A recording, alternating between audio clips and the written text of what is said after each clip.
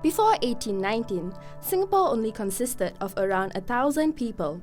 However, by 1869, the population increased to 100,000 due to the migration from Malaya and other parts of Asia.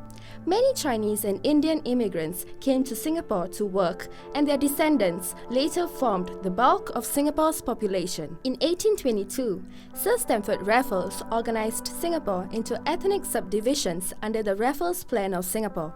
This consists of the Chinese Kampong, the Chulia Kampong, and Kampong Glam, which are now known as Chinatown, Little India, and Kampong Glam respectively.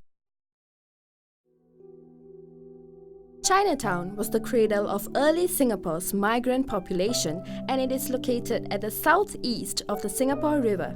It used to be a bullock watercut area, a main landing area for our Chinese forefathers. Some of them worked as craftsmen, traders, and scholars. With the growing population of Chinese settling, they became the majority of the community since then.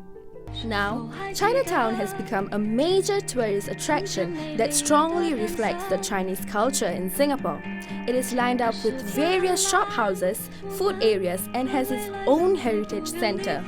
Also, it is now a popular place for tourists to purchase souvenirs.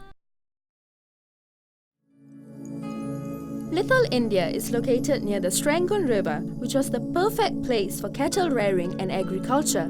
Due to this, it began as a colony set up by Indians who came to Singapore as prisoners of the British Raj. On their release, some chose to stay back, and they started this little colony called Little India. However, many others were also brought as labourers from Indian villages and decided to settle here. Now, Little India is a well-known area which attracts both tourists and locals as well.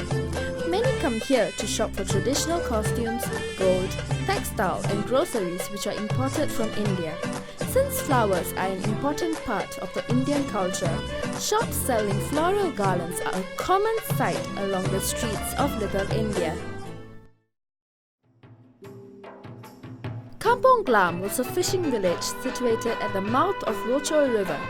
After the Sultan of Singapore, Hussein Muhammad Shah and the Temonggung signed a treaty with the East India Company in 1819, it became more popular and remarkable.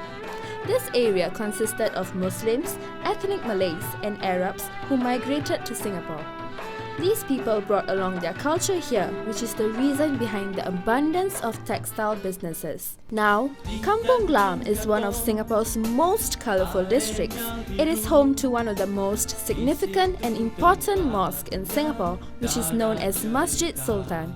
There's also a unique variety of cuisines such as Lebanese, Turkish, and Moroccan delights. Today, Singapore forms a mixture of culture and tradition with a cosmopolitan society where people live harmoniously and united among different races. Singapore has a unique mix of Malay, Indian, Chinese, and European influences intermingled. Due to this, there's a wide spectrum of races and religions in Singapore. However, the most vital factor is the understanding of different cultures. We not only have respect and admiration for the others, but also tolerance. We accept the differences and come together through recreational activities and common practices. Singaporeans get the opportunity to bond in places such as schools and workplaces with people of different races and culture. And this is what makes Singapore what it is today.